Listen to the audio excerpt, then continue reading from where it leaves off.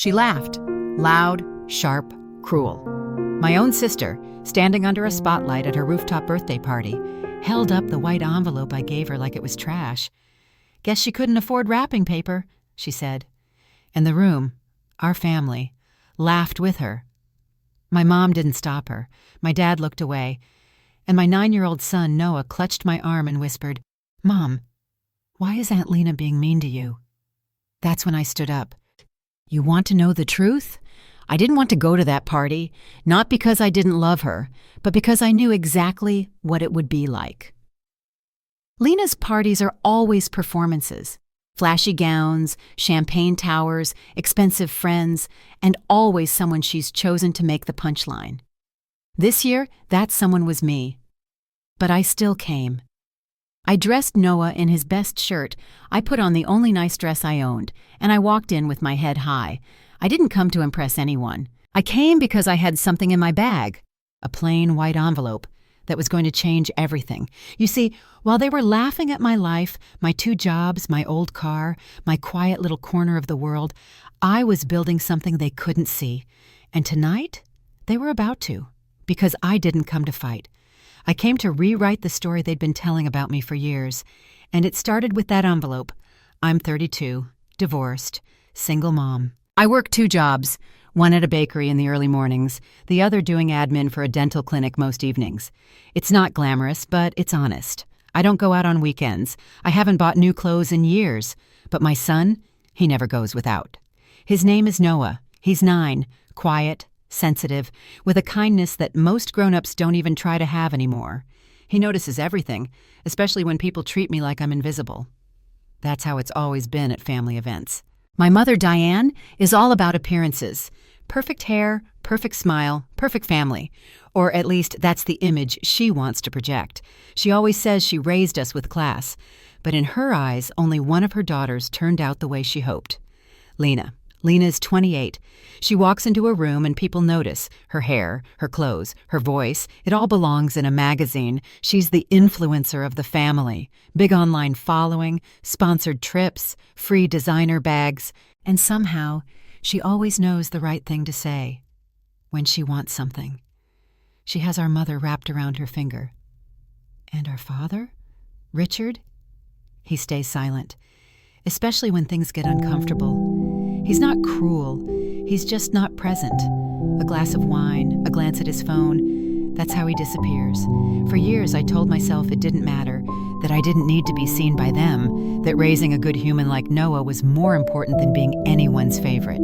But the truth is, it still hurt. The sideways glances, the patronizing questions, the way no one ever asked how I was really doing. They didn't know that while they pitied me for my small life, I was building something they couldn't see. Every morning at 4 a.m., before Noah woke up, I mixed oils, melted butters, poured them into jars by hand. I took online business courses late at night. I sold scrubs and lotions on Etsy and at farmers markets.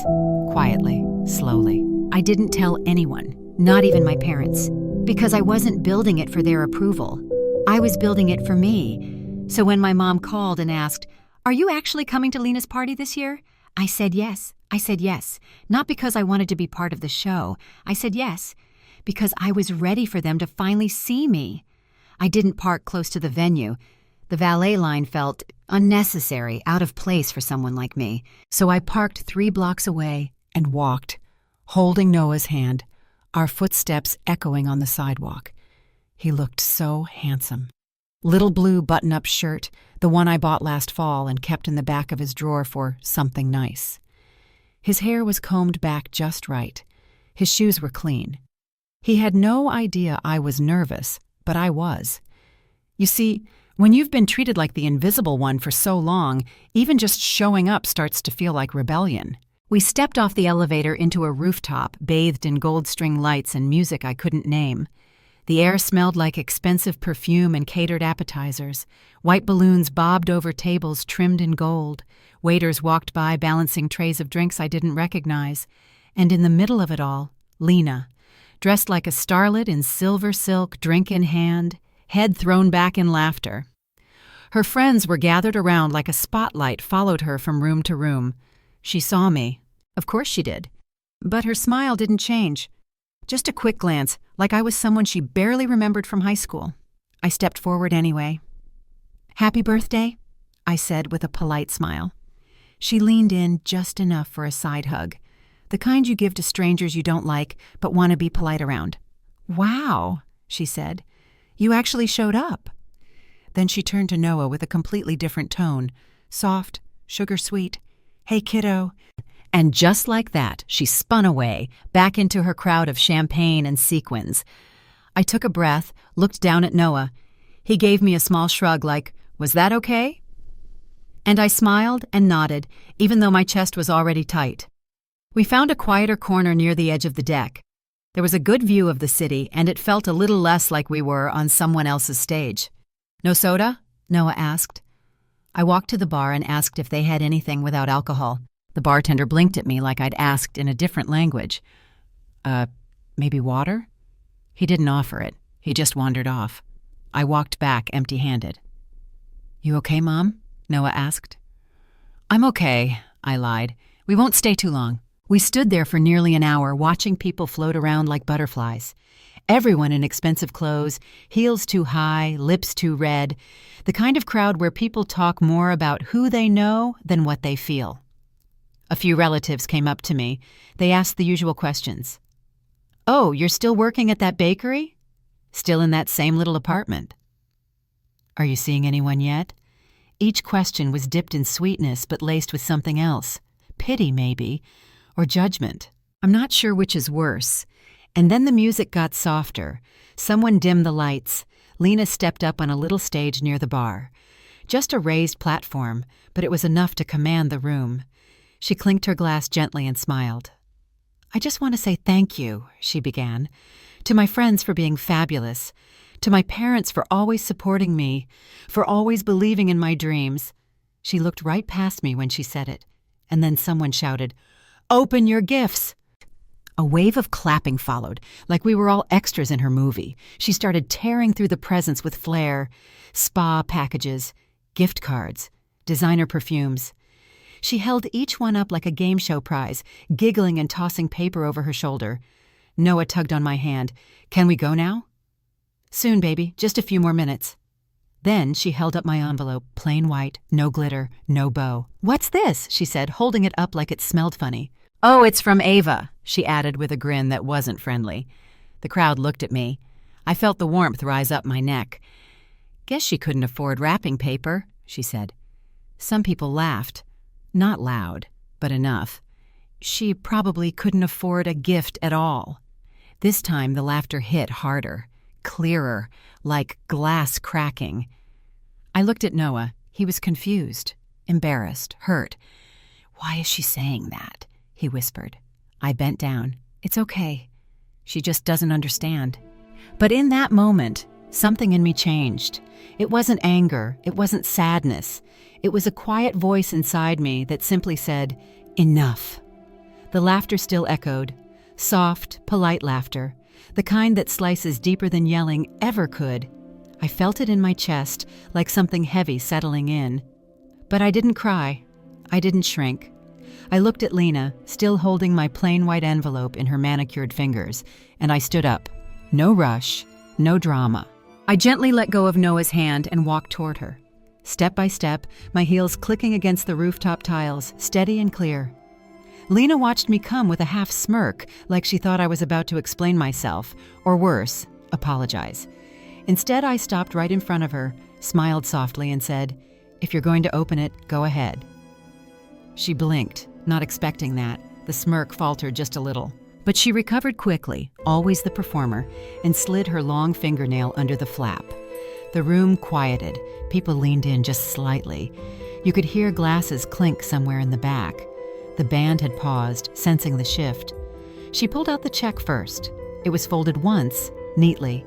She opened it, and her face changed. Gone was the smugness. Her lips parted. Her eyebrows lifted ever so slightly. She looked down again, double-checked the number, then looked at the letter I had tucked behind it. Her eyes scanned the words. And then she sat down. Not a dramatic faint, not for attention. She simply sat. like her legs couldn't hold her anymore. I didn't say a word. Everyone was watching her, but I kept my eyes on Noah. He was still in the corner, his little face trying to read the room. But then he looked at me, and I saw it, that expression, not confusion, not fear, pride. He didn't know the details, but somehow he knew that his mom, the quiet one who always stood back, had just done something important. Lena was still holding the check like it might burn her fingers. The room was hushed. She looked up at me finally, her voice barely a whisper. "Is this real?" I nodded.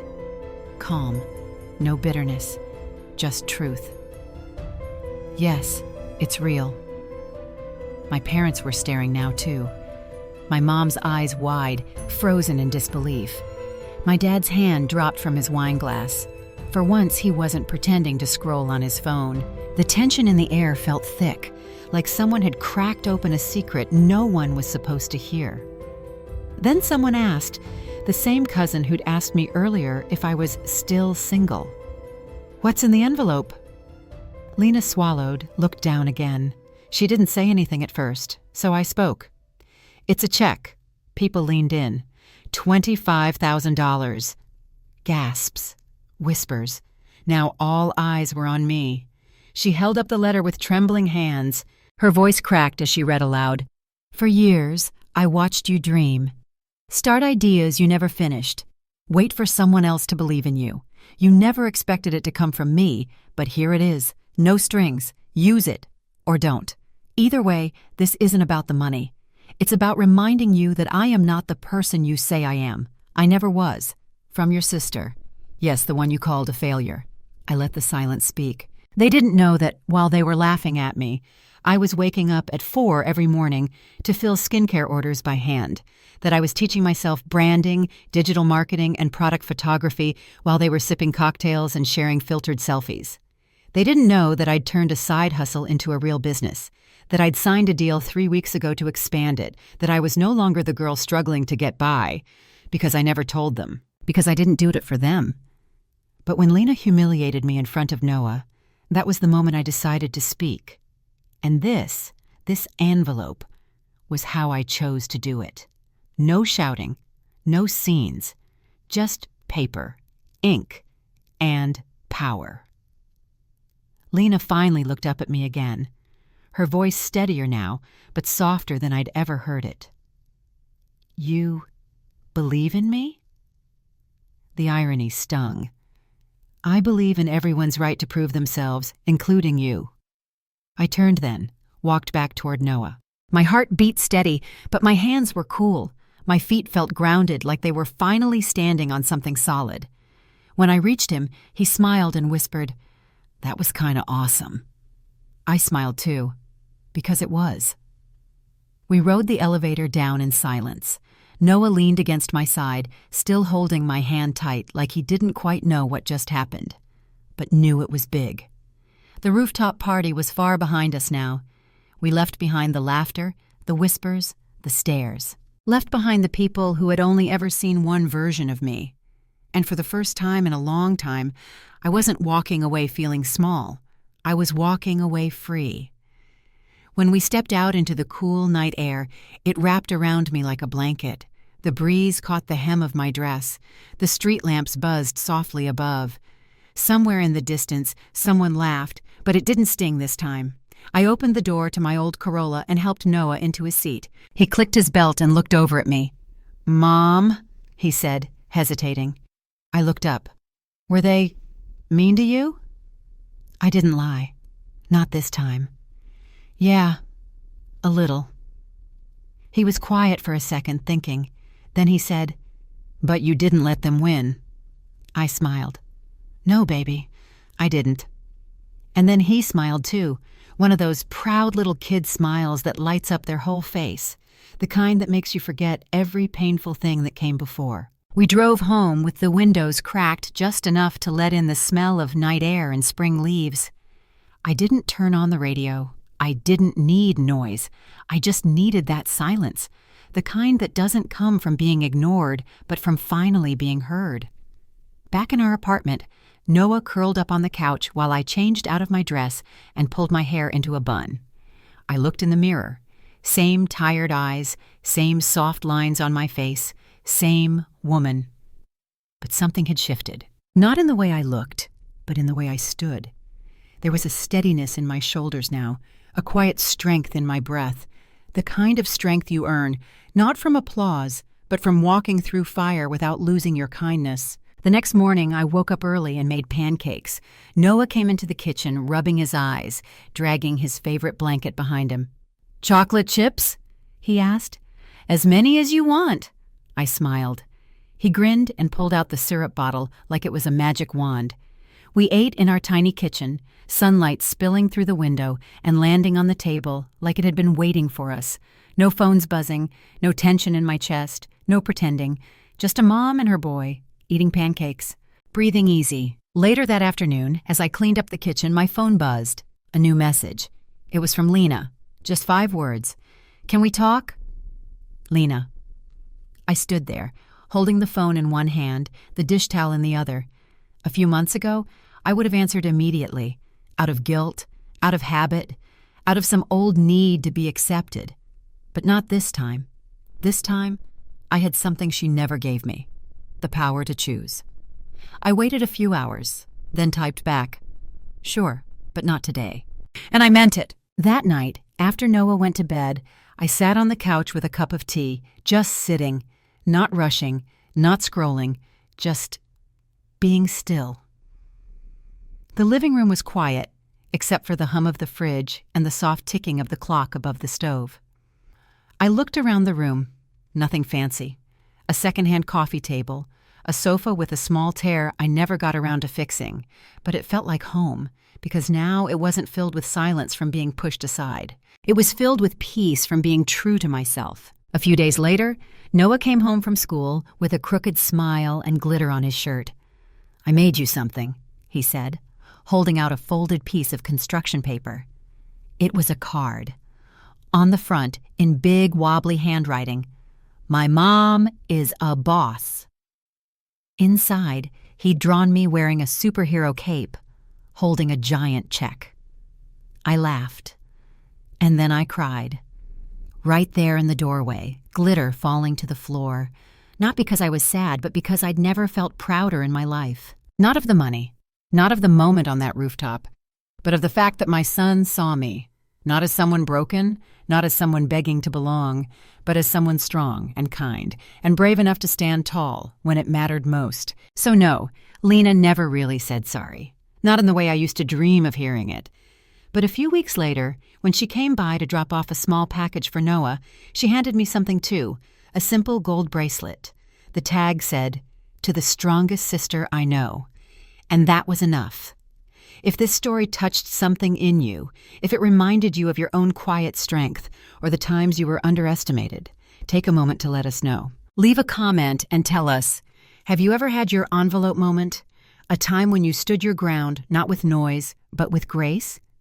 Your story might just be the one someone else needs to hear today. Like this video, if you believe quiet strength is just as powerful as loud victories. Share it with someone who's been through the fire and came out stronger.